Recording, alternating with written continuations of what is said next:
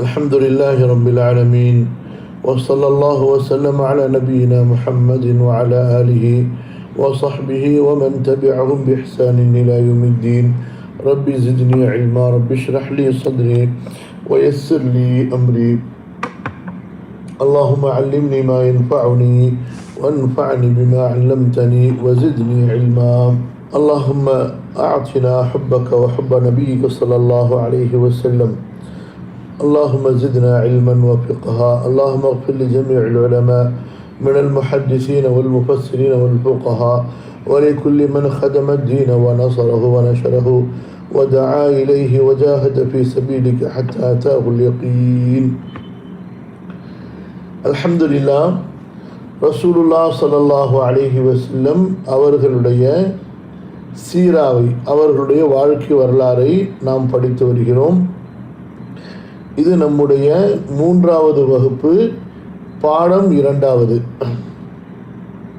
இந்த பாடத்தில் நபி ஸல்லல்லாஹு அலைஹி வஸல்லம் அவர்களுடைய குடும்பத்தை பற்றி நாம் படிக்க இருக்கின்றோம். ரசூலுல்லாஹி ஸல்லல்லாஹு அலைஹி வஸல்லம் அவர்களுடைய குடும்பத்தாரை பற்றி நாம் தெரிந்து கொள்ள இருக்கிறோம். இன்னல்லாஹ அஸ்தஃபா ஆதம வ நூஹ வ ஆல இப்ராஹீம வ ஆல இம்ரான் அலல் ஆலமீன் ذُرِّيَّةً بَعْضُهَا مِنْ بَعْضٍ. அதாவது நபிமார்களை அல்லாஹு தஆலா குறிப்பிடும்போது அவர்களுடைய குடும்பத்தையும் அல்லாஹு தஆலா குறிப்பிடுகிறான். இன்னல்லாஹ அஸ்தஃபா ஆதம வ நூஹ வ ஆல இப்ராஹீம வ ஆல இம்ரான் அலல் ஆலமீன். அல்லாஹு தஆலா ஆதமை தேர்ந்தெடுத்தான், இப்ராஹீமை தேர்ந்தெடுத்தான், இப்ராஹிமுடைய குடும்பத்தார்களை அல்லாஹ் தேர்ந்தெடுத்தான், நூஹை அல்லாஹ் தேர்ந்தெடுத்தான், இம்ரானுடைய குடும்பத்தார்களை அல்லாஹு தஆலா தேர்ந்தெடுத்தான். இப்படியாக நபிமார்களை அல்லாஹு தஆலா சொல்லும் பொழுது அவர்களுடைய குடும்பத்தார்களையும் குர்ஆனிலே பல இடங்களில் சேர்த்து சொல்வதை நாம் பார்க்கிறோம். குறிப்பாக அல்லாஹ் சுப்ஹானஹு வ தஆலா நபிமார்களை எப்படி தேர்ந்தெடுக்கிறான் என்றால், நல்ல குடும்பங்களில், அதாவது ஒழுக்கமும் நற்குணங்களும் நிறைந்த குடும்பத்தார்களிலிருந்து அல்லாஹ் சுப்ஹானஹு வ தஆலா தேர்ந்தெடுக்கிறான்.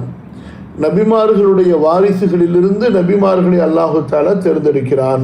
அந்த குடும்பத்தில் எல்லாருமே மூமினாக இருக்க வேண்டும் என்ற அவசியம் கிடையாது, எல்லாருமே நம்பிக்கையாளராக இருக்க வேண்டும் என்ற அவசியம் கிடையாது. இப்ராஹிம் அலைஹிஸ்ஸலாத்து வஸ்ஸலாம் முவஹிதுகள் எல்லோருக்கும் தலைவராக இருந்தார்கள்.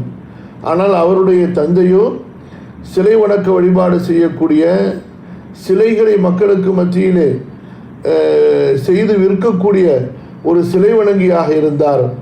ஆனால் அவருடைய பிள்ளையோ ஒரு முவஹிதாக மட்டுமல்லாமல் இமாமுல் முவஹிதீன், முவஹிதுகளுக்கு அவர் தலைவராக இருந்தார்.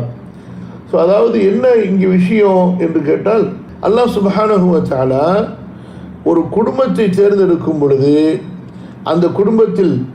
அந்த குடும்பத்திலிருந்து நபியை அனுப்புவதற்கு அந்த குடும்பத்தாருடைய சமூக அந்த அந்தஸ்து, அந்த சமூக அந்தஸ்து என்பது ஒழுக்கத்தின் அடிப்படையில், மற்ற நம்பிக்கையின் அடிப்படையில் இருக்க வேண்டும் என்பதை அல்லாஹு தஆலா பார்க்கிறான்.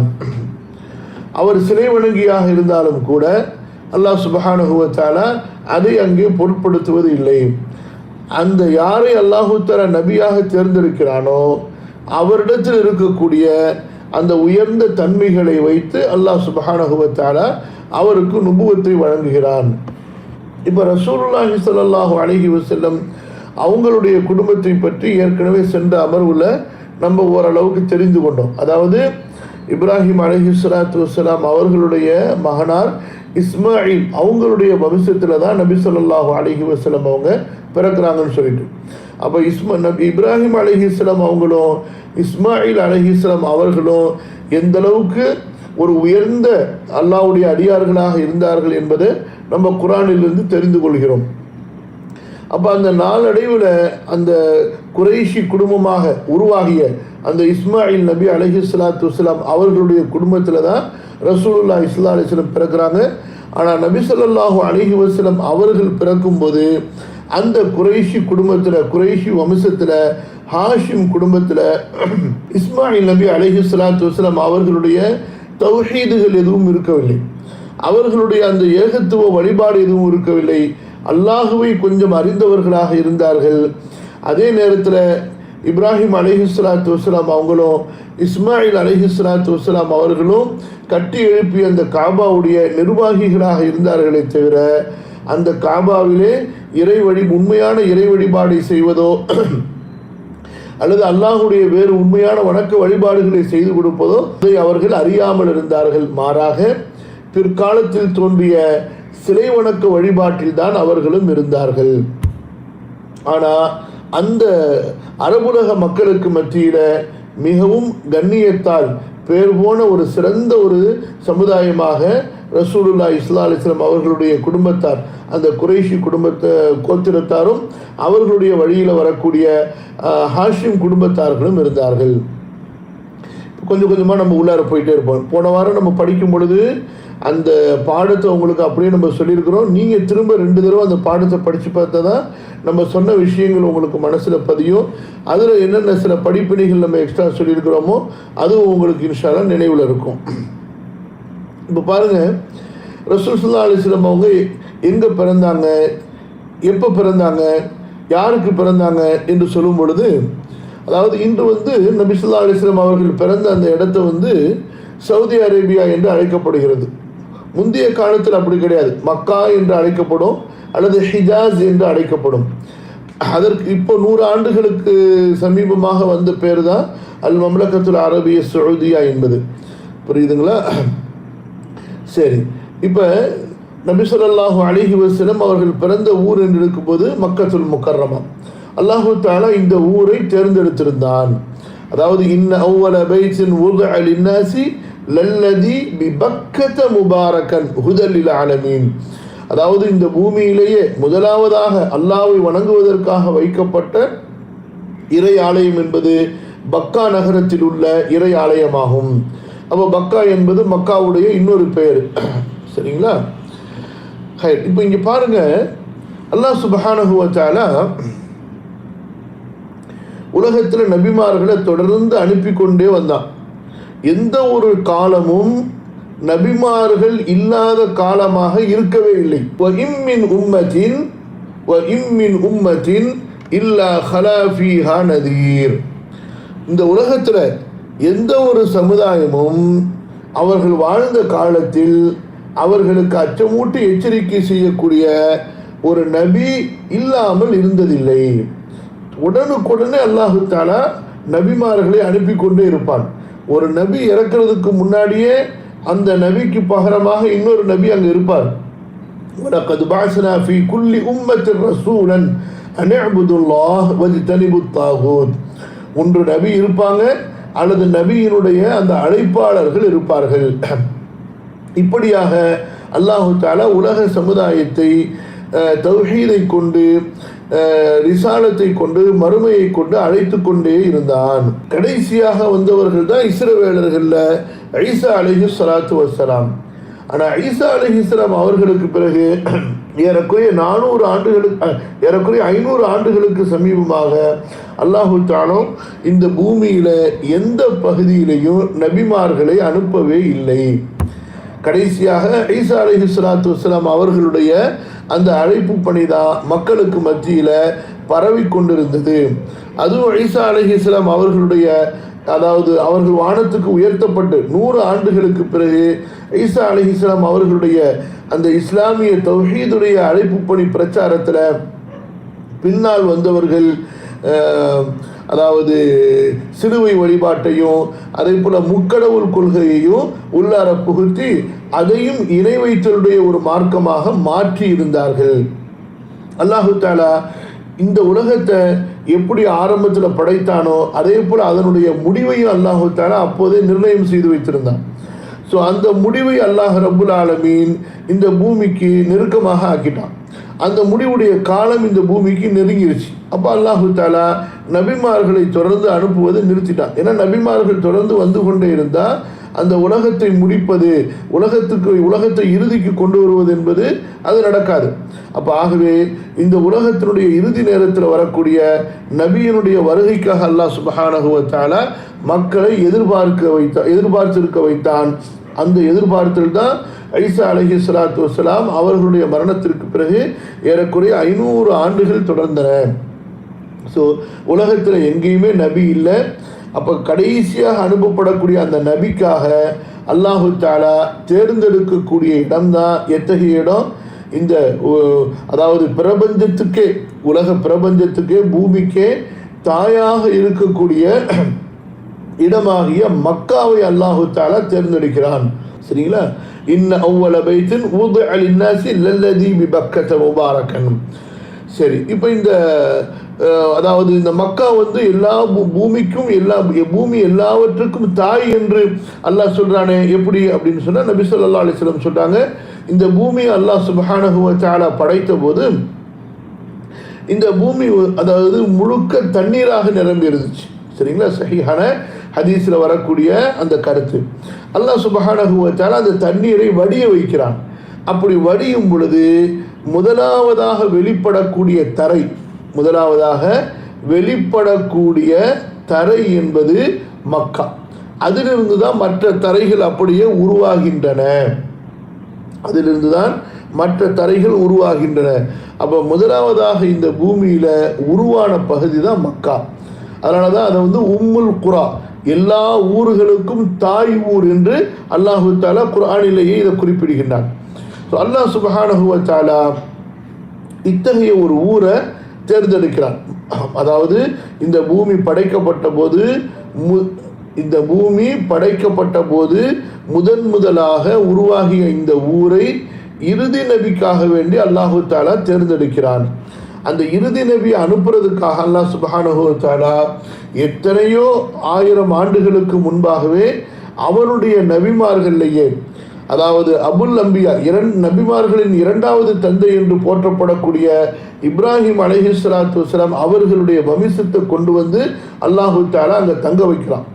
ஸோ நீங்கள் பார்த்தீங்கன்னு சொன்னால் இது அல்லாஹுடைய மிகப்பெரிய ஒரு ஏற்பாடாக இருப்பதை நம்ம பார்க்கணும். அந்த இப்ராஹிம் அலைஹிஸ்ஸலாம் அவங்களுடைய குடும்பத்தாராகிய ஹாஜர் அவங்களும் இப்ராஹிம் நபியுடைய மகனார் இஸ்மாயில் அலைஹிஸ்ஸலாம் அவங்களும் மக்கால தங்கி அதாவது அந்த தாவா பிரச்சாரங்களை செய்கிறாங்க. அவர்களுடைய வம்சத்தை அல்லாஹ் சுப்ஹானஹு வ தஆலா தேர்ந்தெடுத்து வைத்திருந்தான் கடைசி நபி அனுப்பப்படுவதற்காக. இப்போ ரசூலுல்லாஹி ஸல்லல்லாஹு அலைஹி வஸல்லம் அவர்களுக்கும் அதாவது இஸ்மாயில் நபி அவர்களுக்கும் எவ்வளவு நீண்ட இடைவெளி இருக்கிறது, இதை ரஹீக்குடைய நூலில் நீங்கள் விரிவாக பார்க்கலாம். இப்போ நம்ம தெரிந்து கொள்வது சுருக்கமாக, எந்த அளவுக்கு நம்ம சுருக்கமாகவும் படிப்பினைகளை அதிகமாக தெரிந்து கொள்ள முடியுமோ அதுதான் நம்முடைய இந்த சீராவுடைய நோக்கம். அப்போ ரசூலுல்லாஹி ஸல்லல்லாஹு அலைஹி வஸல்லம் அவர்களுக்காக அல்லாஹு தஆலா இப்ராஹிம் நபியுடைய குடும்பத்தை தேர்ந்தெடுத்தான் என்பதை தெரிந்து கொண்டோம். அவர்கள் பிறப்பதற்காக இந்த பூமிக்கே தாயாக இருக்கக்கூடிய மக்காவை அல்லாஹு தஆலா தேர்ந்தெடுத்தான் என்பதை தெரிந்து கொண்டோம். சரி, இங்கே ஒரு விஷயத்தை நம்ம கொஞ்சம் சேர்த்து சொல்லுவோம். அதாவது அல்லாஹ் சுப்ஹானஹு வ தஆலா ஒன்றை தேர்வு செய்கிறான் என்றால், ரப்புல் ஆலமீன் ஒன்றை தேர்வு செய்கிறான் என்றால் அந்த தேர்வு சாதாரணமான தேர்வாக இருக்காது. அது மிக மிக விசேஷமான ஒரு தேர்வாக இருக்கும். தகுந்த அந்த தகுதியின் அடிப்படையில் உள்ள தேர்வாக இருக்கும். அதாவது உலகத்துக்கே இறுதி தூதர் அல்லாஹ் சுப்ஹானஹு வ தஆலா அனுப்ப போகிறான். அந்த தூதர் வஹாத்தமன் நபியின், முந்தி வந்த நபிமார்களுக்கெல்லாம் முத்திரையாக இருக்க போகிறார். இன்னி ரசூலுல்லாஹி இலைக்கும் ஜமீஅன், இனி வரக்கூடிய மக்கள் எல்லோருக்கும் அல்லாஹுடைய தூதராக இருக்க போகிறார் என்று வரும் பொழுது அல்லாஹு தஆலா எப்படிப்பட்ட ஒரு மனிதர் அங்கே தேர்ந்தெடுக்கிறான் என்றால், இந்த பூமியில் இதுவரை பிறந்த மனிதர்களிலும் இனி இந்த பூமியில் பிறக்கப் போகக்கூடிய மனிதர்களிலும் யார் வம்சத்தாலும் குடும்பத்தாலும் அதுபோன்று நற்குணத்தாலும் அதுபோன்று இறைவனோடு தன்னை ஐக்கியமாக்கிக் கொள்வது, இறைவனுக்கு தன்னை அர்ப்பணிப்பது, இறைவனோடு தன்னை ஐக்கியமாக்கிக் கொள்வதுன்னா அதாவது யாரும் தப்பா வழங்கிடக்கூடாது. அதாவது இறை வழிபாட்டில் இறைவன் தனக்கு கொடுக்கக்கூடிய பொறுப்பில் தன்னை அப்படியே உருக்கிக் கொள்வது, தன்னை அப்படியே அந்த பொறுப்புக்காக வேண்டி முழுமையாக மாய்த்து கொள்வதிலே யார் ஒரு முழுமையை அடைவாரோ அத்தகைய ஒரு மனிதரைத்தான் அல்லாஹ் சுப்ஹானஹு வ தஆலா இந்த இறுதி தூதுத்துவத்துக்காக தேர்ந்தெடுக்கிறான். அவர்கள்தான் நம்முடைய நபி முஹம்மது ஸல்லல்லாஹு அலைஹி வஸல்லம். சரிங்களா?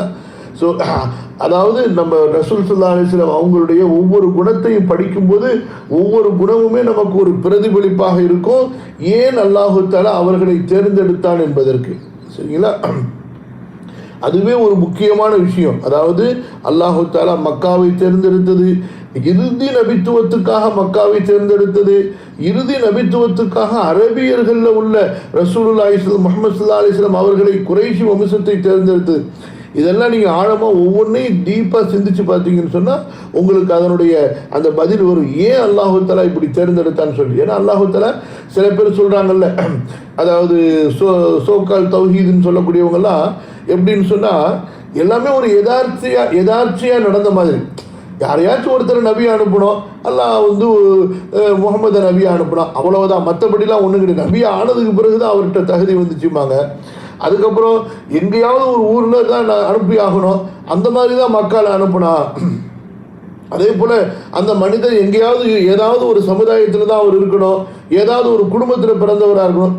ஸோ இப்படியாக அதாவது தனக்கு அறிவு இல்லை, தனக்கு ஈமானிய உணர்வு இல்லை, தனக்கு அல்லாஹ்வின் மீதும் அல்லாஹ்வுடைய ரசூலின் மீது பற்று இல்லை என்பதற்காக வேண்டி அல்லாஹ் தஆலா இந்த பூமியில் ஏற்படுத்திய அந்த மொத்த சிஸ்டம் இருக்கு பாருங்க.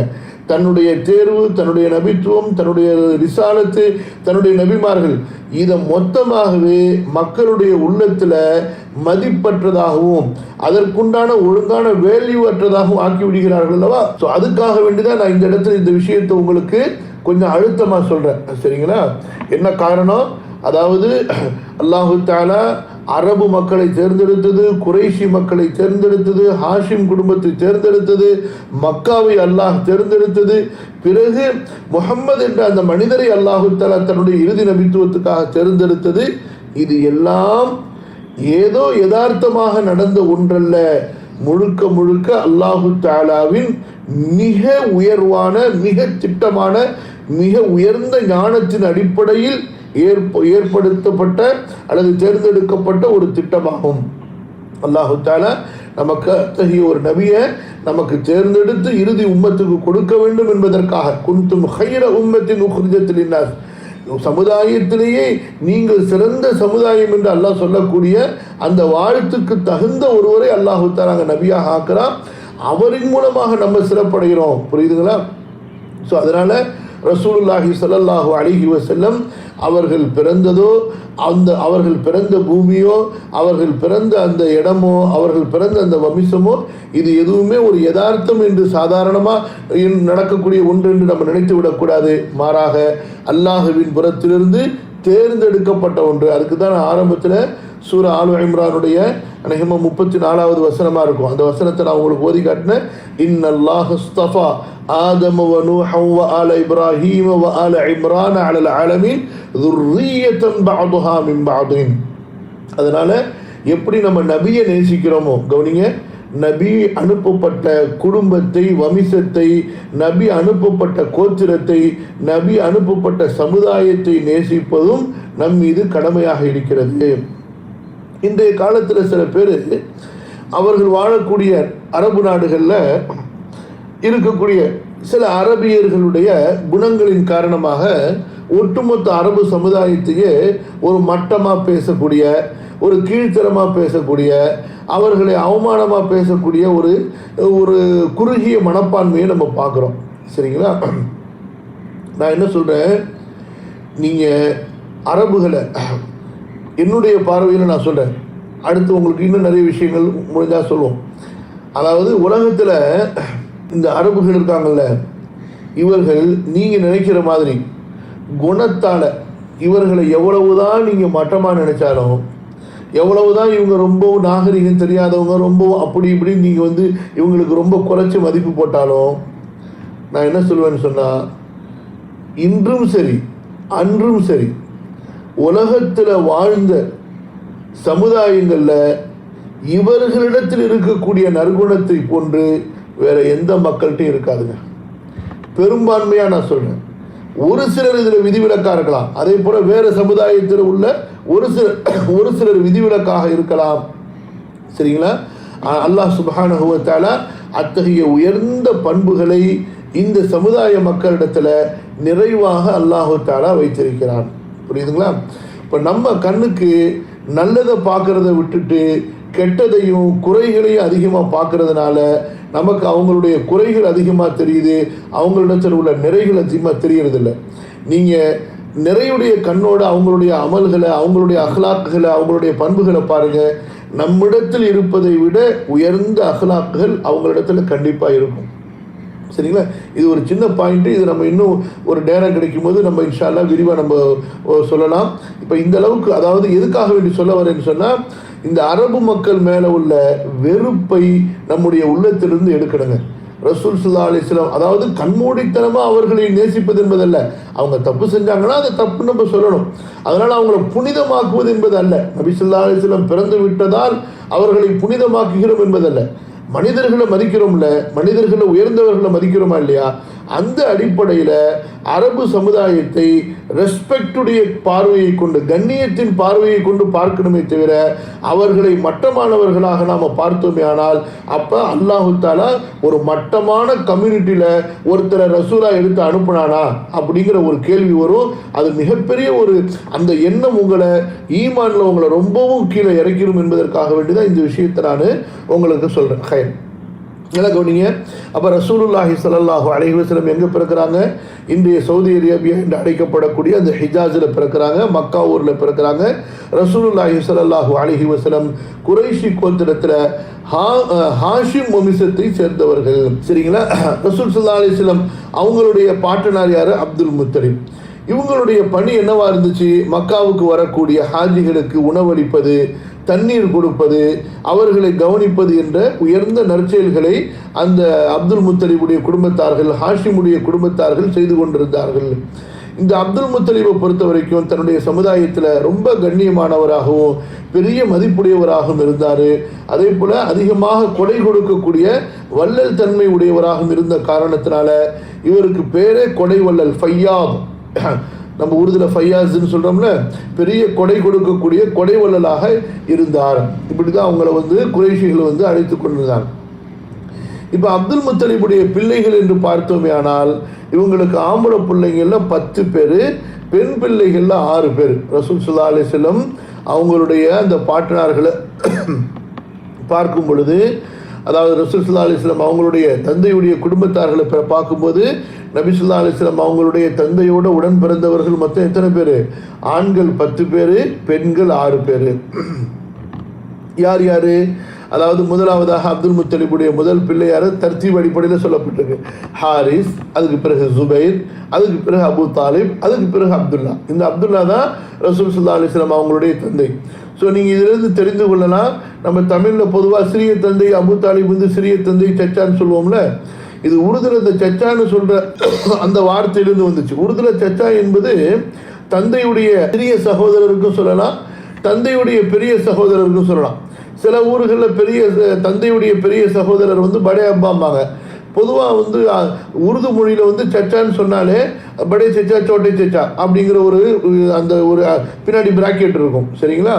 அந்த உருதுலேருந்து வரும் பொழுது தமிழில் மொழிபெயர்க்கும் பொழுது தான் கடைசியில் என்ன ஆயிடுச்சு அப்படின்னு சொன்னால், அந்த சச்சாங்கிறது சிறிய தந்தை, சிறிய தந்தை அப்படின்னு ஆகி போயிடுச்சு. ஆனால் அபு தாலிப் என்பவர் ரசூல் ஸல்லல்லாஹு அலைஹி வஸல்லம் அவங்களுக்கு சிறிய தந்தை இல்லை. ஏன்னா அவர் அப்துல்லாஹுடைய அண்ணன். அவர் புரியுதுங்களா? பெரியத்தா அவர். அடுத்ததாக, அதாவது அப்துல்லாக்கு பிறகு ஹம்சா, அபு லஹப், ஹைதாப், அடுத்து முகவ்விம், பிறகு லிரார், பிறகு அப்பாஸ். அப்போ அப்பாஸ் ரலியல்லாஹு அன்ஹு அவர்களை பார்த்தா கடைசி புள்ள. அதாவது எந்த அளவுக்குன்னா, ரசூல் ஸல்லல்லாஹு அலைஹி வஸல்லம் அவங்களுடைய வயசும் அப்பாஸுடைய வயசும் ரொம்ப நெருக்கமாக இருக்கும். அதாவது கடைசி பிள்ளைங்கிறதுனால. அப்போ அப்துல்லாவுக்கும் அப்பாஸுக்கும் இடையில உள்ள வயசு வித்தியாசம் உங்களுக்கு புரிஞ்சிருக்கும். அடுத்ததாக அப்துல் முத்தலிபுக்கு 6 பெண் பிள்ளைகள் இருந்தார்கள். அவங்க யார் யார்? உம்மு ஹக்கீம் என்ற பைலா, அடுத்து பர்ரா, ஆத்திகா, சஃபியா, அர்வா, உமைமா. இப்படியாக 16 பிள்ளைகள் மொத்தம். புரியுதுங்களா? அதில் தான் அப்துல்லாஹ் என்பவர் ரசூலுல்லாஹி ஸல்லல்லாஹு அலைஹி வஸல்லம் அவங்களுடைய தந்தையாக இருக்கிறார். இப்போ அப்துல்லாவை பற்றி நம்ம என்ன தெரிந்து கொள்ள வேண்டியது பாருங்கள். நபி ஸல்லல்லாஹு அலைஹி வஸல்லம் அவங்களுடைய தந்தை தான் அப்துல்லா. இந்த அப்துல்லாவுடைய தாயார், அதாவது அப்துல் முத்தலிபுடைய எந்த மனைவிக்கு இவங்க பிறந்தாங்கன்னு சொன்னால் ஃபாத்திமா பின்த் அம்ர். சரிங்களா? அப்துல் முத்தலிபுடைய மக்களில் அப்துல்லா மிக அழகிய தோற்றமுடையவராகவும் ஒழுக்க சீலராகவும் தந்தையின் பிரியத்திற்குரியவராகவும் இருந்தார். சரியா? இப்போ ஒவ்வொரு விஷயத்திலையுமே நிறைய படிப்பினைகள் பாடங்கள் இருக்குது. இருந்தாலும் நம்ம எவ்வளோ சொல்ல முடியுமோ இன்ஷா அல்லாஹ் பார்ப்போம். அதாவது எதற்காக வேண்டி இந்த விஷயத்த சொல்கிறேன்னா, அல்லாஹுடைய அந்த தேர்வு இருக்கதா இல்லையா, அந்த தேர்வை நீங்கள் எதையும் சாதாரணமாக நினைச்சிடாதீங்க. அல்லாஹ் சுப்ஹானஹு வ தஆலா அவனுடைய செயல் அனைத்துமே ஞானத்தின் அடிப்படையிலே அமைந்தது. வரப்புக யஹ்லுகு மா யஷாஉ வ யக்தார். நபியே, உம்முடைய இறைவன் அவன் நாடியதை படைக்கிறான், அவன் நாடியதை தேர்ந்தெடுக்கிறான். ஸோ அல்லாஹுடைய தேர்வில் ஒவ்வொன்றிலுமே ஒரு ஹிக்மத், ஒரு ஞானம் இருக்கும், ஒரு அழகு இருக்கும். இப்போ அல்லாஹ் சுப்ஹானஹு வ தஆலா அப்துல் முத்தலிபுடைய எல்லா பிள்ளைகளுக்கும் சிறப்புகளை கொடுத்திருந்தான். அதில் குறிப்பாக இந்த அப்துல்லா தன்னுடைய தந்தைக்கு மிகவும் ஒரு நெருக்கமானவராக இருந்தார். மிகவும் தந்தையுடைய அந்த இதாத், தந்தைக்கு கீழ்ப்படிதல்ல அவர் ரொம்பவும் ஒரு தனி ஒரு தகுதி உடையவராக இருந்தார். அதே போல் தன்னுடைய சுய ஒழுக்கத்திலையும் அந்த வெட்கம், பேணுதல், அந்த மாதிரி விஷயங்கள்லையும் அவர் ரொம்ப ஒரு சிறந்த மனிதராக இருந்தார். சரிங்களா? அதாவது இதெல்லாம் வந்து தந்தையுடைய அந்த அந்த இந்த குணங்கள்லாம் இருக்குங்களா, இதெல்லாம் வந்து பிள்ளைகளுடைய விஷயங்களில் வந்து பிரதிபலிக்கும். அதுக்கு தான் உங்களுக்கு சொல்கிறேன். இப்போ நம்ம குர்ஆனில் வந்து துவா ஓதுறோம்ல, ரப்பனா ஹப்லனா மின் அஸ்வாஜினா வ ذُرِّيَّاتِنَا قُرَّةَ أَعْيُنٍ وَجَعَلْنَا لِلْمُتَّقِينَ إِمَامًا. ربنا هب لنا من ازواجنا وذرياتنا قرة اعين وجعلنا للمتقين اماما. இப்போ இந்த துஆவை நீங்க பாத்தீங்கன்னு சொன்னா, யா அல்லாஹ் எங்களை நீ தக்வா உள்ளவர்களுக்கு இமாமாக ஆக்கு என்று நம்ம துஆ கேட்கிறோம். அதிகமான பேர் சிந்திச்சிருக்க மாட்டீங்க. தக்வா உள்ளவர்களுக்கு எங்களை இமாமாக ஆக்குன்னு அல்லாஹ் தஆலா நமக்கு துஆவை கற்றுக் கொடுக்குறானே. இந்த துஆல அல்லாஹ் என்ன சொல்ல வரான்னு சொன்னா, அதாவது தக்வா உள்ளவர்களுக்குன்னு சொல்லும்போது உங்களுடைய பிள்ளைகள் அங்கே நோக்கும். அப்போ எங்களுடைய பிள்ளைகள் தக்வா உள்ளவர்களாக ஆகுவதற்கு தக்வாவை அவர்களுக்கு சொல்லாலும் செயலாலும் கற்றுக் கொடுக்கக்கூடிய முன்னோடிகளாக எங்களை ஆக்கு, முன்னோடிகளாக எங்களை ஆக்குன்னு சொல்லி அல்லாஹ்ட்ட நீங்கள் துவா கேளுங்கன்னு அல்லாஹ் நமக்கு சொல்லித்தரான். புரியுதுங்களா? அப்போ என்னன்னு சொன்னால், தந்தையிடத்தில் இருக்கக்கூடிய நற்குணங்களும், தந்தையிடத்தில் இருக்கக்கூடிய ஒழுக்கமும், தந்தையிடத்தில் இருக்கக்கூடிய சிறந்த அந்த பழக்க வழக்கங்களும் பிள்ளைகளிடத்திலே கண்டிப்பாக நல்ல மாற்றங்களை உண்டாக்கும். பிள்ளைகளுக்கு அதிலிருந்து ஒரு பங்கு கண்டிப்பாக கிடைக்கும் என்பது இது வந்து ஒரு யதார்த்தமான உண்மை. புரியுதுங்களா? நிறைய, அதாவது அல்லாஹும்ம ஸல்லி அலா நபியினா முஹம்மத் ஆய்வாளர்கள் இதை உறுதிப்படுத்தியிருக்கிறாங்க. இது சம்பந்தமாக நிறைய விளக்கங்களையும் அவங்க சொல்லியிருக்கிறாங்க. அப்துல்லா அவங்க இருக்கிறாங்களே, அவங்களுடைய மனைவியாக ஆமினா அவர்களை அப்துல் முத்தலிப் அவர்கள் தேர்ந்தெடுக்கிறார்கள். சரிங்களா? இந்த ஆமினா என்பவங்க யாரு? வஹப் இப்னு அப்துல் முனாஃப். அப்போ ரசூல் ஸல்லல்லாஹு அலைஹி வஸல்லமுடைய அந்த மூத்த பாட்டனார்களில் இவங்களும் போய் அங்கே ஜாயிண்ட் ஆகிறாங்க. அப்போ எல்லாருமே குறைஷி வம்சத்தை சேர்ந்தவர்கள் தான். ஸோ இவங்களும் அந்த காலத்தில் வம்சத்தாலும் மதிப்பாலும் குறைஷிகளில் உயர்ந்த ஒரு பெண்மணியாக திகழ்ந்தார்கள். அவரது தந்தை ஜுஹ்ரா கிளையினரின் தலைவராக இருந்தார். ஸோ அப்துல்லா அவங்க தன்னுடைய மனைவியோட மக்கால் இப்போ வாழ்ந்து கொண்டிருக்கிறாங்க. இந்த காலகட்டத்தில் தான் வியாபாரத்துக்காக வேண்டி குறைஷிகளுடைய ஒரு வியாபார குழுவோட அவங்க ஷாம் போயிட்டு திரும்பி வந்து கொண்டிருக்கும்போது, மதீனாவில் இருக்கும்போது அவர்களுக்கு நோய் ஏற்படுது. அந்த நோயிலேயே மதீனாலேயே அப்துல்லா அவர்கள் இறந்து விடுகிறார்கள். நாபிகா என்பவருடைய அந்த தோட்டத்தில் தான் அப்துல்லா அவங்க அடக்கம் செய்யப்படுகிறார்கள். சரிங்களா? அப்போ அப்துல்லாவுக்கு எத்தனை வயசு இருந்திருக்கும்? 25 வயசு. சரிங்களா? கல்யாணமாகி ரசூலுல்லாஹி ஸல்லல்லாஹு அலைஹி வஸல்லம் அவர்கள் தாயினுடைய வயிற்றில் அவர்கள் சிசுவாக இருக்கும் பொழுதே அப்துல்லா அவர்களுடைய மரணம் நிகழ்ந்து விடுகிறது.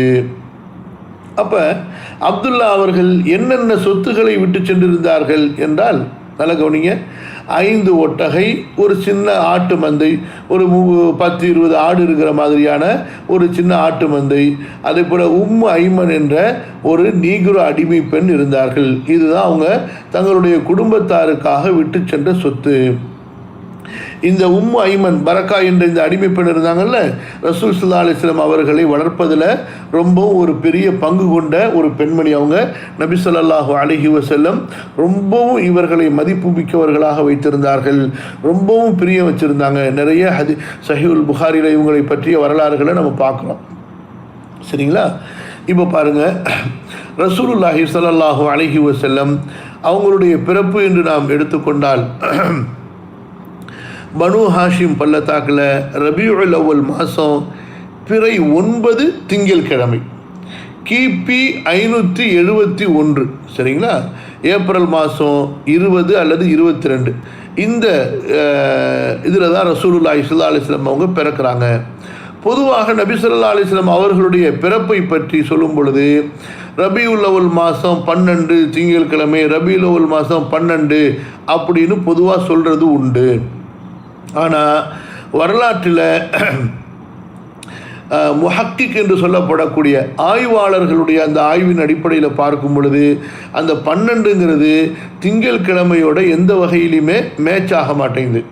அவங்களுடைய அந்த ரசூல் ஸல்லல்லாஹு அலைஹி வஸல்லம் அவங்களுடைய பிறந்த ஆண்டில் அந்த ரபியுல் அவ்வல் மாதத்தில் திங்கட்கிழமை என்பது பிறை 9 தான் வருது. அப்போ அதுதான் உறுதி செய்கிறாங்க நபி ஸல்லல்லாஹு அலைஹி வஸல்லம் அவர்களுடைய பிறப்பு என்பது 9 பிறை ரபியுல் அவ்வலுடைய பிறை 9 தான் நிகழ்ந்தது என்று. அப்போ இதை இன்னொரு வகையில் நம்ம அதாவது ஒரு தத்துவமாக நம்ம சிந்திச்சு பார்க்கும் பொழுது சுப்ஹானல்லாஹ், இன்று பாருங்கள், மக்கள் எல்லாம் பிறை 12 ரசூலுல்லாவுடைய பிறந்த நாள்னு கொண்டாடுறாங்க. அல்லாஹு தஆலா பாருங்கள் ரசூலுல்லாவை எப்படி பாதுகாத்தா அந்த நாளிலிருந்து. அவங்க அந்த நாள்லேயே அவங்க பிறக்கலை. அப்போ என்ன ஆணுச்சு? ரசூலுல்லாஹி ஸல்லல்லாஹு அலைஹி வஸல்லம் பிறை 12 தான் மௌத்தானார்கள் என்பது வரலாற்று ஆசிரியர்கள், இன்னும் ஹதீஸ்கலை அறிஞர்களுடைய ஆசிரியருடைய யோகபித்த முடிவு. அப்போ இவங்க என்ன செய்கிறாங்கன்னு சொன்னால், பிறந்த நாள்னு சொல்லிட்டு இறந்த நாளை கொண்டாடிக்கிட்டு இருக்கிறாங்க. சரி, இன்னொரு பக்கம் அவர்கள் சொல்வதை போன்று பிறை 12ன்னு வைத்து கொண்டாலும் அதே பிறை 12 தான் ரசூல் ஸல்லல்லாஹு அலைஹி வஸல்லம் மரணிக்கவும் செய்கிறாங்க.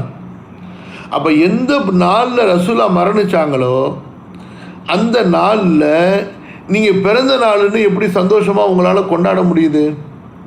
ஸோ பிறந்த நாள் கொண்டாடுவது என்ற கான்செப்டே ஒரு தவறான கான்செப்டு. அது ஒரு முட்டாள்தனமான கான்செப்ட். தவறு மட்டுமல்ல, ரொம்ப ஃபூலிஷ். யாரெல்லாம் பிறந்த நாள் கொண்டாடுறாங்களோ அவர்கள் எப்படின்னு சொன்னால் சயின்ஸே தெரியாதவங்க, முட்டாள். புரியுதா? கோச்சிக்காதீங்க. நீங்கள் இனிமேல் நான் கொண்டாட மாட்டேன்னு முடிவு பண்ணிட்டு அவ்வளோதான், முடிஞ்சு போச்சு. என்னன்னு சொன்னால், நான் ஒரு கேள்வி கேட்குறேன் பாருங்கள். இப்போ நீங்கள் ஒரு நிறுவனத்துக்கு போகிறீங்க அல்லது ஒரு ஸ்கூலுக்கு போகிறீங்க, உங்கள் டேட் ஆஃப் பர்த்தை எழுத சொல்கிறாங்க. நீங்கள் என்ன செய்வீங்க? இப்போ நான் கொஞ்சம் கேட்குறேன் நான் உங்கள்கிட்ட, நீங்கள் சொல்லுங்கள். யாராவது ஒருத்தங்க எனக்கு பதில் சொல்லுங்கள், மைக் ஆன் பண்ணி. எஸ், முதல்ல நாளை போடுவீங்க, அந்த நாளுக்கு பிறகு மாதத்தை போடுவீங்க, அந்த மாதத்துக்கு பிறகு எதை போடுவீங்க? வருஷத்தை போடுவீங்க. நீங்கள் எங்கேயாவது போய் வருஷத்தை போடாமல் நீங்கள் நாளை போட முடியுமான்னு சொன்னால் போடவே முடியாது. அப்போ அந்த 3 விஷயம் அங்கே ஒன்றா சேரணும். அந்த 3 விஷயம் நல்லா கவனிங்க. அந்த 3 விஷயம் ஒன்றா சேரும் பொழுது வாழ்க்கையில் மேக்சிமம் ஒரு தடவை தான் கிழமை ஒத்து வரும். கிழமை என்பது வேறு, டே என்பது வேறு, டேட் என்பது வேறு. சரிங்களா? இப்போ நாள், இப்போ நம்ம நபி ஸல்லல்லாஹு அலைஹி வஸல்லம் அவங்களுடைய பிறந்த நாள் என்று வைக்கும் பொழுது அது திங்கட்கிழமை. பிறந்த தேதி என்று வரும் பொழுது தான் அதுதான் பிறை 12 அல்லது பிறை, இவங்க சொல்கிற மாதிரி பிறை 12. சரி, பிறை 12, அந்த பிறை 12 மட்டுமா ரபியுல் அவ்வல்? அப்போ ரபியுல் அவ்வல் மட்டுமா என்றால் கிடையாது. அந்த ரபியுல் அவ்வலுக்கு பிறகு ரசூல்லா பிறந்த வருஷம்னு ஒன்று இருக்குது. அது வந்தால் தான் அது பிறந்த தேதியாக ஆகும். அப்போ ரசூல்லாவுடைய பிறந்த நாள்னு சொல்லிட்டு திங்கட்கிழமை இவங்க இப்போ வாழ்நாளெல்லாம் கொண்டாடிக்கிட்டு இருக்கிறாங்களே, இவங்களுடைய கருத்துப்படியே பிறை 12 என்பது திங்கட்கிழமை வருமானா வராது. இப்போ என்ன ஆகுது, இவங்க என்ன செய்கிறாங்க அப்படின்னு சொன்னால், எது நபி ஸல்லல்லாஹு அலைஹி வஸல்லமுடைய பிறந்த கிழமையோ அந்த கிழமையை டோட்டலாக புறக்கணிச்சுறாங்க. அதுக்கு பிறகு ஒரு மனிதன் இந்த உலகத்தில் ஒரு தடவை தாங்க பிறக்க முடியும், அவனுக்கு ஒரு பிறந்த நாள் தாங்க இருக்க முடியும். ஒன்றுக்கு மேற்பட்ட பிறந்த நாள் இந்த உலகத்தில் இருக்கவே முடியாது. ஒரு தடவை பிறக்கிறோமா, அதுதான் நம்முடைய பிறந்த நாள், முடிஞ்சு போச்சு. அடுத்த வருஷம் மாதமும் தேதியும் ஒத்து வரும் பொழுது, நல்லா கவனிங்க, மாதமும் தேதியும் ஒத்து வரும் பொழுது ஒருத்தன் இது என்னுடைய பிறந்த நாள்னு சொன்னால், இப்போ நீங்கள் சொல்லுங்கள் அவனுக்கு என்ன பேர் கொடுப்பீங்கன்னு சொல்லிட்டு. அடுத்த வருஷம் நீ போன வருஷத்தில் நீ பிறந்த மாதம் வந்துச்சு, போன வருஷத்தில் நீ பிறந்த தேதி வந்துச்சு, உன்னுடைய பிறந்த நாள் வருமானா வராது. அது எப்படி வரும்? ஒரு தடவை தான் வரும். வாழ்க்கையில் அம்மா வயிற்றிலிருந்து கீழே உழுகும் பொழுது வரக்கூடிய அந்த ஒரு நாள் அடுத்து இந்த உலகத்தில் வரவே வராது. இந்த கிழமை இருக்குது பாருங்கள், அதுதான் வாரம் வாரம் வந்துக்கிட்டே இருக்கும். அப்போ ரசூலுல்லாஹி ஸல்லல்லாஹு அலைஹி வஸல்லம் அவர்களுடைய ஒரு ஹதீஸ் இருக்குது, திங்கள் கிழமை நோன்பை பற்றி கேட்கும்போது அந்த நாளில் நான் பிறந்தேன் என்று அவங்க சொல்கிறாங்க. அப்போ உண்மையிலேயே ரசூல்லா மேலே முஹப்பத் இருந்துச்சுன்னா, ரசூல்லா இந்த பூமிக்கு நமக்கு கொடுக்கப்பட்டார்கள், ரஹ்மத்துல் ஆலமீன் கிடைக்கப்பெற்றார்கள் என்று அவர்களுக்கு உண்மையிலேயே சந்தோஷம் இருக்குமே. ஆனால் அந்த முஹப்பத்துள்ளவர்கள் என்ன செய்வாங்க, திங்கக்கிழமை நோன்பு வைப்பாங்க. ஆனால் மௌலூது ஓதி மீலாது கொண்டாடி வயிற்றை நிரப்பக்கூடிய கூட்டத்துக்கு பசியாக இருந்து நோன்பிருந்து அல்லாவுக்கு நன்றி செலுத்துவோம், நோன்பிருந்த ரசூல்லா பிறந்ததுடைய சந்தோஷத்தை கொண்டாடுவோங்கிற கான்செப்ட் ஒத்து வருமா? தீனை கொண்டு வயிறை நிரப்பக்கூடிய கூட்டத்துக்கு நோன்பு வைக்கிற கான்செப்ட் எப்படி ஒத்து வரும்? ஒத்து வராது. அதனால் அந்த ஹதீஸை பற்றி பேசவும் மாட்டாங்க, அதை சொல்லவும் மாட்டாங்க, தனியாக விட்டுருவாங்க. அப்போ எதில் வகை வகையான உணவுகளை கொண்டு அவங்களுடைய வயிறை நெப்ப முடியுமோ அதை தான் எடுத்துக்கிட்டு அவங்க பெரிய ரசூல்லாவுடைய முஹப்பத் மாதிரி பேசிக்கிட்டு இருப்பாங்க. இதில் ரசூல்லாவுடைய முஹப்பத்துக்கும் அதாவது இந்த பிறந்த நாள் கொண்டாடுறதுக்கும் இடையில் ஒரு சம்பந்தமும் கிடையாது. மார்க் அடிப்படையிலையும் சம்பந்தம் கிடையாது, அறிவின் அடிப்படையிலையும் எந்த சம்பந்தமும் கிடையாது. அல்லாஹு தஆலா எந்த வகையில் பல வகையில் பாதுகாத்தான் பாருங்கள். ஒன்று, அல்லாஹு தஆலா ரசூல் ஸல்லல்லாஹு அலைஹி வஸல்லம் அவங்க பிறந்தது 9ஆம் தேதி, அவங்க இறந்தது தான் 12ஆம் தேதி. அப்போ இந்த மக்கள் என்ன செய்கிறாங்க, இப்போ இறந்த நாளில் பிறந்த நாளை கொண்டாடிக்கிட்டு இருக்கிறாங்க. ரெண்டாவது, அவங்களுடைய கூற்றுப்படியே 12ன்னு வைத்தோம்னு சொன்னால் எந்த நாளில் பிறந்தாங்களோ ரசூலுல்லாவுடைய அந்த இறப்பினுடைய கவலை இல்லாமல், அந்த ஒரு சிந்தனையே இல்லாமல் அந்த நாளில் அவங்க பிறந்த நாளை கொண்டாடுறாங்க. பிறந்த நாள் என்பதே வாழ்க்கையில் ஒரு தடவை வரக்கூடியது. ரசூல் ஸல்லல்லாஹு அலைஹி வஸல்லம் தன்னுடைய பிறந்த நாளை பற்றி எதுவுமே பிரஸ்தாபித்து சொல்லவே இல்லை, அதனால் கொண்டாடுங்க, விசேஷமாக எடுத்துக்கொள்ளுங்கள் என்று. அப்படி இருக்கும்போது அதை மார்க்கத்தினுடைய ஒரு அடையாளமாகவும் ரசூலுல்லாவை நேசிக்கக்கூடிய மக்களுடைய ஒரு அடையாளமாகவும் ஆக்கக்கூடிய அளவுக்கு இவர்கள் வரம்பு மீறி இருக்கிறார்கள். புரியுதுங்களா? இப்போ வாங்க, இந்த ரசூல் ஸல்லல்லாஹு அலைஹி வஸல்லம் அவங்க பிறக்கிறதுக்கு முன்னாடி, அதாவது அந்த அலம் தர கைஃப ஃபஅல ரப்புக பி அஸ்ஹாபில் ஃபீல் என்ற அந்த யானை படையினுடைய சம்பவம் நடைபெறுகிறது. சரிங்களா? அந்த யானை சம்பவம் நடைபெற்ற 1வது ஆண்டு. அப்போ இதான் அரபுகள்கிட்ட அந்த ஆண்டுகளை குறிப்பதற்காக வைத்திருந்த அடையாளங்களில் இது ஒன்று. அந்த கிபியுடைய அடையாளமும் இருந்துச்சு. ஈசா அலைஹிஸ்ஸலாம் அவங்க பிறந்ததுக்கு பிறகு, கிபின்னு சொன்னால் பாத மீலாது ஈசா அலைஹிஸ்ஸலாத்து வஸ்ஸலாம் அவர்களுடைய பிறப்புக்கு பிறகு அது ஒரு அடையாளமும் இருந்துச்சு. அதே போல் ஆமுல் ஃபீல், அந்த அதாவது ஒரு பிரபலமான சம்பவம் நடைபெறுமா இல்லையா, அந்த சம்பவத்தை வைத்தும் ஆண்டுகளை அரபுகள் அதே போல் அந்த காலத்தில் உள்ள மக்கள் சொல்லுவாங்க. அந்த அடிப்படையில் ஆமுல் ஃபீலுடைய அப்போ தான் ஆமுல் ஃபீல் முடிஞ்சு அந்த 1வது ஆண்டில் அந்த ரசூல் ஸல்லல்லாஹு அலைஹி வஸல்லம் அவங்களுடைய பிறப்பு நடக்கிறது. அனு ஷெர்வான் என்ற கிஸ்ராவினுடைய ஆட்சி, அதாவது ரொம்ப காலமாக இருந்து வந்த மிகப்பெரிய ஒரு பாரசீக பேரரசனுடைய ஆட்சி முடிவுக்கு வருகிறது. முடிவுக்கு 40வது ஆண்டு. சரிங்களா?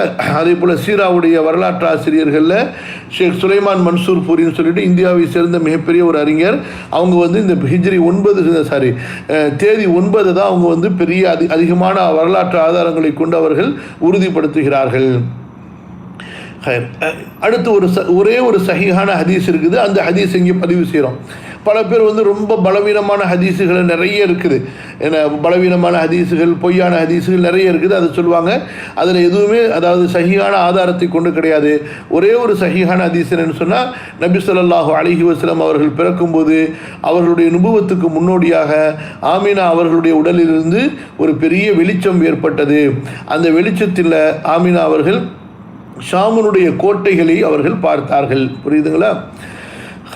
அடுத்ததாக குழந்தை பெற்றெடுத்ததும் தாயார் ஆமினா அந்த நற்செய்தியை பாட்டனார் அப்துல் முத்தலிபுக்கு தெரிவித்தார். அவர் மகிழ்ச்சியுடன் தன்னுடைய பேரரை காபாவுக்கு தூக்கிச் சென்று அல்லாஹ்விற்கு நன்றி செலுத்தி அவருக்காக பிரார்த்தித்தார். மேலும் அந்த குழந்தைக்கு முஹம்மது என்று பெயரிட்டார். இந்த பெயர் இதற்கு முன்னாடி வேற யாருக்கும் அரபு நாடுகளில் சூட்டப்படவில்லை. ரசூலுல்லாஹி ஸல்லல்லாஹு அலைஹி வஸல்லம் அவர்களுக்கு 7வது நாள் ஹத்னா செய்யப்படுகிறது. அப்போ நபி ஸல்லல்லாஹு அலைஹி வஸல்லம் பிறக்கும் போதே ஹத்னா செய்யப்பட்டு பிறந்தாங்க, கண்ணுக்கு சுருமா போடப்பட்டு பிறந்தாங்க, சஜிதா செய்யும்படி பிறந்தாங்க, ரசூல்லா அழுதுகிட்டு பிறக்கலை, இப்படிலாம் நிறைய கதைகளை சொல்லுவாங்க. அதுக்கெல்லாம் எதுக்குமே உறுதியான ஆதாரங்கள் எதுவுமே கிடையாது. அது போக இன்னும் நிறைய சொல்லுவாங்க, கிஸ்ராவுடைய கோட்டை உடஞ்சிச்சு, அது இந்த மாதிரிலாம் நிறைய இருக்குது. அதெல்லாம் அவ்வளவு ஆதாரபூர்வமான பதிவுகள் அல்ல. புரியுதுங்களா? இன்ஷா அல்லாஹ் இன்றைக்கு இது வரைக்கும் போதும். அநேகமாக நிறைய பேர் நோன்பு வச்சுருப்பீங்க, டயர்டாக இருப்பீங்க. இன்ஷா அல்லாஹ் அடுத்த வாரத்தில் நிறைய படிப்போம் இன்ஷா அல்லாஹ். அதாவது சோலார், இந்த சூரிய காலண்டர் என்பது ஏற்கனவே முடிவு செய்யப்பட்ட ஒன்று. ஒவ்வொரு சமூகத்தவர்களும் சூரிய காலண்டரில் ஒரே காலண்டர் இல்லை. இப்போ ஆங்கிலேயர்களுடைய காலண்டர் இருக்குது, ரோமானியர்களுடைய காலண்டர் இருக்குது, யூதர்களுடைய ஒரு காலண்டர் இருக்குது. அது மாதிரி நிறைய சமூகத்தவர்களுக்கு சூரிய காலண்டர் தனித்தனியாக இருக்குது. நம்ம விளங்கிக்கிற மாதிரி இந்த கிரிகோரியன் காலண்டர் இருக்குல்ல, அது ஒன்று மட்டும் கிடையாது. காலண்டரில் நிறைய காலண்டர் இருக்குது. நீங்கள் உள்ள சர்ச்சில் போனீங்கன்னா உங்களுக்கு தெரியும். இப்போ நம்ம பரவலாக பயன்படுத்தப்படக்கூடியது இந்த கிறிஸ்தவர்களிடந்து அந்த கிரிகோரியன் காலண்டரை நம்ம இந்த கிமுங்கிற காலண்டரை நம்ம பயன்படுத்துகிறோம். ஆக டோட்டலி இந்த சூரிய காலண்டர்களில் உள்ள ஒரு ஒற்றுமை என்னன்னு சொன்னால், இவங்க எல்லாருமே ஏன்னா சூரியனுடைய ஓட்டம் என்பது ஒரு சீராக இருக்கக்கூடியது. அந்த சூரிய ஓட்டத்தை கணக்குகளில் உட்படுத்த முடியும். அப்படி கணக்குகளில் உட்படுத்தப்பட்டு தான் அவர்கள் எல்லாமே அந்த முன்கூட்டியே அவர்கள் கணக்கிடப்பட்ட ஒரு காலண்டர் சிஸ்டம் தான் இந்த சூரிய காலண்டர். இந்த லூனார் காலண்டர், சந்திர காலண்டர் என்பது, இந்த சந்திர காலண்டரில் 2 இருக்குது. ஒன்று என்னன்னு சொன்னால் அரேபியர்களுடைய காலண்டர், இன்னொன்று இருக்குது அதிலேயே அந்த காலத்தில் வாழ்ந்த யூதர்களுடைய காலண்டரு. அதே போல் இப்போ உள்ள இந்த தமிழ்காரங்க இருக்காங்க பாருங்கள், இவங்களும் பிறையின் கணக்கின்படி தான் உள்ள காலண்டரை பயன்படுத்துகிறாங்க. தமிழ் மாதங்கள் இருக்கா இல்லையா? ஆனால் என்ன வித்தியாசம் அப்படின்னு சொன்னால், இவர்களும் கணக்கிட்டு சந்திரனுடைய மன்சில்களை கணக்கிட்டு இவங்களும் முந்தைய ஆண்டுகள் பிந்திய பல நூறு ஆண்டுகளுக்குமே டேட்டுகளை ஃபிக்ஸ் பண்ணிடுறாங்க. புரியுதுங்களா? அந்த அடிப்படையில் தான் கேலண்டரில் போடப்படுது. அதுவும் ஓரளவுக்கு தோராயமாக நம்ம ஃபிக்ஸ் பண்ணலாம். ஆனால் அரபுகள் என்ன செஞ்சுருந்தாங்கன்னு சொன்னால், அவங்க முன்கூட்டி நாட்களை ஃபிக்ஸ் பண்ண மாட்டாங்க. அவங்க ஒவ்வொரு மாதமும் பிறையை பார்த்ததற்கு பிறகு தான் அவங்க நாள்களை ஃபிக்ஸ் பண்ணுவாங்க. இதுதான் அரபுகளுடைய வழக்கமாக இருந்துச்சு. ரசூல் ஸல்லல்லாஹு அலைஹி வஸல்லம் அரபி வம்சத்தில் அனுப்பப்பட்டதுனால தான் இன்னா உம்மத்துன் உம்மியத்துன் லா நக்துபு வலா நஹ்சுபு, நாங்கள் உம்மி சமுதாயம், அதாவது இஸ்லாமிய சமுதாயமாக நாங்கள் அரபு சமுதாயத்தை சேர்ந்தவர்கள். நாங்கள் எங்களுடைய பெருநாட்களை, எங்களுடைய பண்டிகைகளை, எங்களுடைய நாட்களை முன்கூட்டியே நாங்கள் எழுதி வைக்க மாட்டோம். வலா நஹ்சுப், நாங்கள் கணக்கு போட்டு அந்த மாதிரி முன்கூட்டியே நிர்ணயிக்க மாட்டோம். நாங்கள் பிறைய பார்ப்போம், மாதத்தை ஆரம்பிப்போம், பிறைய பார்ப்போம், மாதத்தை முடிவு பண்ணுவோம், அல்லது மாதத்தை 30 ஆக்கி கொள்வோம் என்று அரபுகளுடைய அந்த பண்டைக்கால வழக்கத்தை ரசூல் ஸல்லல்லாஹு அலைஹி வஸல்லம் இஸ்லாமாக அப்படியே அங்கீகரித்து விட்டார்கள். அதனால தான் இந்த கால்குலேஷன் மெத்தடில் முன்கூட்டியே பெருநாளை முடிவு பண்ணுறது, முன்கூட்டியே ரமதான் மாதம் ஆரம்பிக்கிறத முடிவு பண்ணுறது, ரமதான் மாதம் முடிகிறத முடிவு பண்ணுறது இட் இஸ் த ஹிலாஃபு ஷரியா, ஷரியத்துக்கு அகெயின்ஸ்ட், அது தப்பு. அது ரசூல் ஸல்லல்லாஹு அலைஹி வஸல்லம் செய்யக்கூடாதுன்னு சொன்ன ஒன்று. சரிங்களா? ஸோ அதனால தான் உங்களுக்கு அந்த டிஃப்ரெண்ட் வரும். சரியா? மேபி நீங்கள் சொன்னது வேணுமா, உங்கள் கேள்விக்குண்டான பதில் ஓரளவுக்கு இதுவாக தான் இருக்குன்னு நினைக்கிறேன். ஸோ அதனால தான் உங்களுக்கு இந்த மாதம் மட்டும்தான் பிறை 6 சும்மா, அதாவது ஃப்ரைடே எக்ஸாக்டாக மேட்ச் ஆனிச்சு. டேட் ஆனால் மேட்ச் ஆகல. டேட் 5ஆம் தேதி, ஆனால் பிறை சும்மா 6ஆம் தேதி.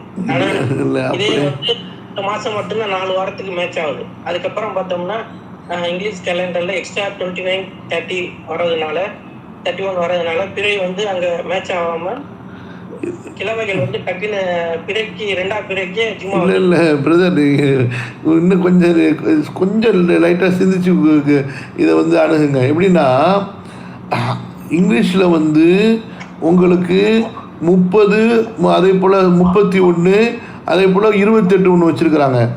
அரபுல சந்திர கணக்குகள் அப்படி கிடையவே கிடையாது, புரியுதுங்களா? மாதம் வந்து 29 தான் மாதம். அதனால 29க்கு நம்ம பிறைய கண்டிப்பாக தேடணும், பார்க்கணும். மாதம் 30 நம்ம விளங்கவே கூடாது, மாதம் 29 தான், புரியுதா? எப்பயாவது 30 நம்ம 29ல் பிறைய நல்லா தேடணும், சரிங்களா? பிறை பார்க்கவில்லை என்றால் மாதத்தை 30 நம்ம பூர்த்தி செய்வோம். அப்படி இருக்கும் பொழுது நீங்கள் வந்து 30, 31 முடிவு செய்யப்பட்ட மாதத்தோட 29 முடிவு செய்யப்பட்ட மாதம் எப்படி மேட்ச் ஆகும்? மேட்ச் ஆகாது. அப்படிங்கும்போது எப்படி வந்து இங்கிலீஷ் ஃப்ரைடே ஜுமாத்தோட அல்லாஹ் சகோதரர், அது கிழமை, அது உலகத்தில் கிழமைங்கிறது அல்லாஹ் 7 கிழமை ஆக்கிட்டா அந்த 7 கிழமை தான், தேதி தான் மாறும். உலகத்தில் நீங்கள் எங்கே போனாலும் சரி 24 மணி நேரத்தில் நம்ம அந்த கிழமைக்குள்ளார உள்ளார போயிட்டு வெளியே வந்துடுவோம். ஓகே, அப்போ வந்து முதல் பிறை ஸ்டார்டிங் முதல் பிறை நம்ம நோன்பு வைக்கிறோம், ஃபர்ஸ்ட் பிறை அப்படின்னு சொல்லி. அந்த பிறை வந்து ஃபர்ஸ்ட் பிறை வந்து ஞாயிற்றுக்கிழமையா இல்லை வந்து எப்படி ஃபாலோ பண்றோம்? ஃபர்ஸ்ட் பிறைங்கிறது வந்து ஞாயிற்றுக்கிழமையா? கிழமையோட சம்பந்தப்படுத்துறீங்க, கிழமைக்கு இதுக்கு சம்பந்தமே கிடையாது. நம்ம வெள்ளிக்கிழமை ஜும்மா தொழுவோம், அது கிழமையை வச்சு தானே தொழுவோம். அந்த வெள்ளிக்கிழமைக்காக வேண்டி ஜும்மா, நோம்புக்கெல்லாம் வந்து கிழமை கிடையாது. நோம்புக்கும் கிழமைக்கு சம்பந்தமே இல்லையே, நோம்புக்கும் மாசத்துக்கு தான் சம்பந்தம். அதுதான், ஏன்னா நீங்க பிறை 9 திங்கக்கிழமைன்னு சொன்னீங்களே, அது எக்ஸாக்டா நீங்க வந்து திங்கக்கிழமை பிறை 9ங்கிற கணக்கு வந்து எப்படி எடுத்தீங்கன்னா கேட்குறேன். ரசூல் ஸல்லல்லாஹு அலைஹி வஸல்லம் அவர்கள் பிறந்த வருஷத்துல அந்த ரபியுல் அவ்வல் மாசத்துல பிறை 9ல் தான் அந்த திங்கள் கிழமை வருது, பிறை 12ல் வரல. அதேதான்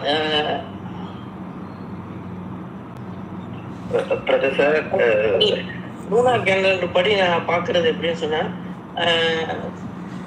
ஃபர்ஸ்ட் பிறை வந்து ஞாயிறு, செகண்ட் பிறை வந்து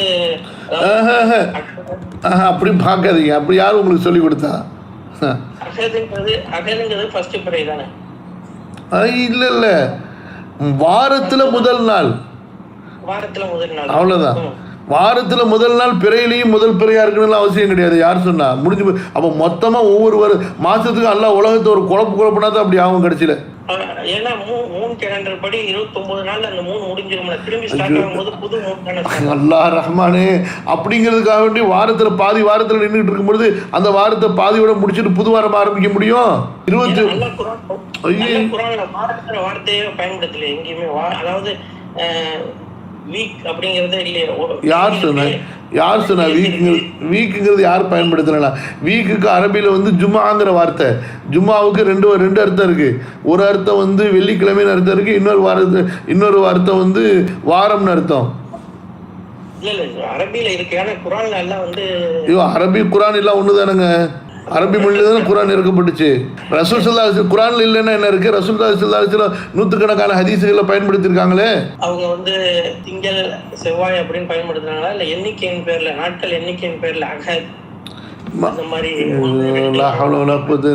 அதாவது ஏங்க, திங்கள்ங்கிறது நீங்க தமிழ்ல சொல்றீங்க, அரபியில அதை யௌமுல் இஸ்னைனுமாங்க. அதே போல நீங்க வந்து செகண்ட் அப்படி இல்லையே.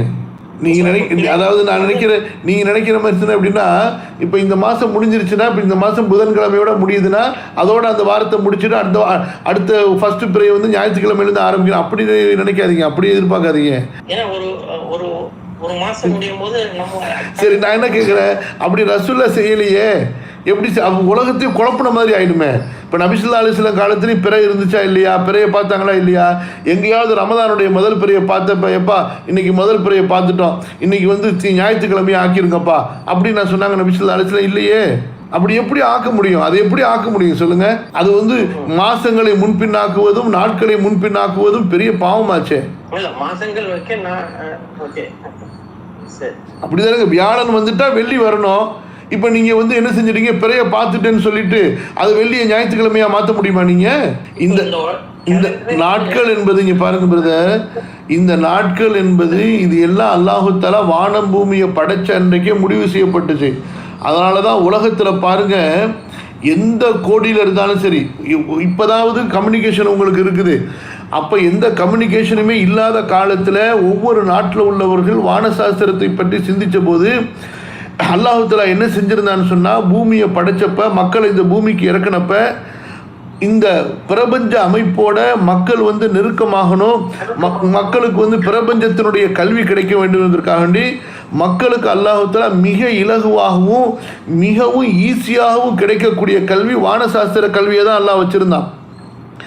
அந்த சூரியனை பற்றி, சந்திரனை பற்றி, மஞ்சள்களை பற்றி, நாட்களை பற்றி, நேரங்களை பற்றி அறிந்து கொள்ளக்கூடிய கல்வி தான் அவங்களுக்கு கல்விகளிலேயே ரொம்ப இலகுவான கல்வியாக இருந்துச்சு. அதனால தான் உலகத்தினுடைய எந்த மூலையிலிருந்து வானசாஸ்திர கல்வியை ஆராய்ந்தாலும் அவர்கள் எல்லாருடைய முடிவும் ஒரே மாதிரி வந்துச்சு. அவர்கள் எல்லாருடைய முடிவும் நேர்கோட்டில் சமமாக ஒரே மாதிரி தான். உலகத்தில் எங்கேயாவது ஒரு வரலாறுல நீங்கள் பார்த்துருக்குறீங்களா, ஒரு நாட்டில் வந்து வாரத்துக்கு 8 நாள் வச்சுருந்தாங்க, அந்த இன்னொரு நாட்டில் வந்து வாரத்துக்கு 10 நாள் வச்சுருந்தாங்க அப்படின்னு முரண்பாடுகளை நீங்கள் பார்க்கவே முடியாது வானசாஸ்திரத்தில். இது வந்து நல்லதுலேயும் சரி கெட்டதுலேயும் சரி. அந்த மக்கள் என்ன செஞ்சாங்க, அதுக்கு பின்னாடி உள்ள மக்கள் அந்த வானசாஸ்திர கலையில் நல்லதிலிருந்து தாண்டி போய் கெட்டதுக்கும் அதை பயன்படுத்த ஆரம்பித்தாங்க. அதற்கு பிறகு அல்லாஹ் சுப்ஹானஹு வ தஆலா அந்த வானசாஸ்திர கலையை நமக்கு அதிலிருந்து கிப்லாவை தெரிந்து கொள்வதற்கும், தொழுகை நேரங்களை தெரிந்து கொள்வதற்கும், அதே போல் அந்த பிறையினுடைய அளவுக்கு மட்டும் நமக்கு அல்லாஹ் அனுமதிச்சுட்டு மற்றது அல்லாஹ் தஆலா நமக்கு ஹராம் ஆக்கிட்டான். நீங்கள் வானசாஸ்திர கலையை போய் இந்துக்களில் உள்ள இங்கே உள்ள இந்துக்கள் இருக்காங்களா இல்லையா, இவங்களுடைய பஞ்சாங்கத்தில் எழுதி வச்சிருக்கிறத நீங்கள் போய் பார்த்தாலும், மிஸ்ரில் உள்ள ஃபிரௌனுடைய குடும்பத்தார்கள் பஞ்சாங்கத்தில் எழுதி வச்சிருக்கிறத பார்த்தாலும் 2 பேரும் காலத்தால் மாறுபட்டவர்கள், இடத்தால் மாறுபட்டவர்கள், மொழியால் மாறுபட்டவர்கள், 2 பேருக்கு எந்த சம்மந்தமுமே இருக்காது. ஆனால் 2 பேர் எழுதி வச்சிருக்கிறத பார்த்தீங்கன்னா ஒரே மாதிரி இருக்கும். இந்த ராசி பலன் புரியுதா இல்லையா, ராசி பலன் எழுதுறாங்கல்ல, அவன் மிஸ்ரில் என்ன எழுதுறானோ அதே தான் இங்கே இந்தியாவில் எழுதுவான். ரெண்டும் ஒரே மாதிரி இருக்கும். நீங்கள் பாருங்கள், ஏன்னா இந்த கல்வி வந்து ஆரம்பத்தில் வந்து அல்லாஹ் தஆலா அவ்வளவு ஈஸியாக்கி வச்சுருந்தான் இந்த கல்வியை. பிறகுதான் இந்த கல்வி வந்து மக்கள்கிட்டேருந்து மறைக்கப்படுது. அது வந்து அல்லாஹ் தஆலா நமக்கு அதனுடைய ஒரு பெரும்பகுதியை வந்து ஹராமாக்குறான். அப்போ பிறை 1ங்கிறத நம்ம புது நாளா, அதாவது ஞாயிறா எடுக்கக்கூடாது, கூடாது. நான் இப்படி ஒரு வருஷம் முடியும் போது அந்த வாரம் அப்பயும் தொங்கல்ல இருந்தா அந்த அப்படியே கண்டினியூ ஆகிட்டே தான் இருக்கும். அந்த வருஷம் முடிஞ்ச வருஷங்கிறது நீங்க அதாவது என்ன சொல்றது, இந்த வருஷம் ஆரம்பிக்கிறது, இந்த வருஷம் அதாவது பாருங்க, வருஷம் இருக்குது. அல்லாஹு தஆலாவுடைய வருஷம் என்பது வேறு. அல்லாஹு தஆலா 12 மாசத்துக்கு ஒரு வருஷம் சொல்லிட்டான். ஆமாம், முடிஞ்சு போச்சு. இப்போ அந்த வருஷம் முடியும் பொழுதோ, ஒரு மாதம் முடியும் பொழுதோ, அந்த வாரத்தினுடைய நாளும் முடியணுங்கிறது எந்த அவசியமே கிடையாது. யார் உங்களுக்கு இந்த கான்செப்ட் வித்தியாசமா இருக்கு, இன்ட்ரெஸ்டா இருக்கு, இந்த கான்செப்ட் யார் உங்களுக்கு சொல்லி கொடுத்தா? அதாவது நீங்க சொன்னதுல என்ன புரிஞ்சுக்கிட்டேன்னா, ஆரம்ப காலத்துல இருந்து ஒன்னாவே போயிட்டு இருக்கு டேஸ், அது கரெக்ட் தானே அப்படின்னு புரிஞ்சுக்கதான் கேட்டோம். இல்ல ஒன்னாவே போயிட்டு இருக்குன்னா உருவாக்கின நாள்ல இருந்து நம்ம சண்டே மண்டேங்கிறது உலகம் ஃபுல்லாகவே, எஸ் உலகம் ஃபுல்லாகவே. அதாவது உதாரணத்துக்கு ஆப்பிரிக்காவில் சண்டேன்னு சொன்னால் ஆசியாலையும் சண்டே தான். அதே போல் உதாரணத்துக்கு ஆஸ்திரேலியாவில் மண்டேன்னு சொன்னால் இந்தியாவிலையும் மண்டே தான். இந்த எந்த மாற்றமுமே அல்லாஹ் தஆலா மக்களுக்குடைய சிந்தனையில் அந்த அறிவில் ஏற்படாதவாறு இது அல்லாஹுடைய ஏற்பாடு, அல்லாஹுடைய பாதுகாப்பு. ஸோ அதனால தான் பின்னாடி காலத்தில் வந்து இந்த டேட்டை சேஞ்ச் பண்ணும் பொழுது இந்த கிழமையை வச்சு டேட்டை வந்து அட்ஜஸ்ட் பண்ணிப்பாங்க. நம்ம தப்பாக கால்குலேஷன் பண்ணியிருக்கோம், ஒரு டேட்டை மிஸ் பண்ணியிருக்கோம்னு சொல்லிட்டு. இப்போ உதாரணத்துக்கு மக்காவுக்கு வந்து ஹாஜிகள் வருவாங்க. எப்படி வருவாங்க அப்படின்னு சொன்னால், அவங்க வந்து வரும் பொழுதே உதாரணத்துக்கு திங்கள் கிழமை வந்து துல்ஹஜ்ஜுடைய முதல் பிறையை பார்த்துருப்பாங்க. ஆனால் மக்காவில் உள்ளவங்க என்ன செஞ்சுருப்பாங்க, மேகமூட்டமாக இருந்ததுனால அவங்க செவ்வாய்க்கிழமை பார்த்துருப்பாங்க, அல்லது ஏற்கனவே ஒரு பிறையை தவற விட்டுருந்ததுனால புதன்கிழமை பார்த்துருப்பாங்க. இப்போ இந்த ஹாஜிகள் வந்து சேரும் பொழுது உங்கள் ஊரில் பிறை என்னன்னு கேட்பாங்க. நாங்கள் நேற்று தான் செவ்வாய்க்கிழமை தான் பிறையை பார்த்தோம்னு சொல்லுவாங்க. இல்லை பிறை வந்து திங்கள் கிழமையே நாங்கள் பார்த்துட்டோம் வழக்குரிய வழியில் அப்படின்னு சொல்லுவாங்க. ஓ, அப்போ திங்கக்கிழமை முதல் பிறை. அப்போ இந்த மக்கால உள்ள பிறையை வந்து அதுக்கு தகுந்த மாதிரி அவங்க சேஞ்ச் பண்ணிடுவாங்க. செவ்வாய்க்கிழமை முதல் பிறைன்னு இருந்ததை திங்கட்கிழமை முதல் பிறைன்னு ஆக்கிடுவாங்க. ஸோ இந்த கிழமையை வச்சு தான் டேட்டுகளுடைய தவறுகள் திருத்தப்பட்டு கொண்டு வந்துச்சு. சுப்ஹானக்கல்லாஹி வ பிஹம்திஹி அஷ்ஹது அல்லா இலாஹா இல்லா அன்த அஸ்தக்ஃபிருக வ அத்தூபு இலைக்.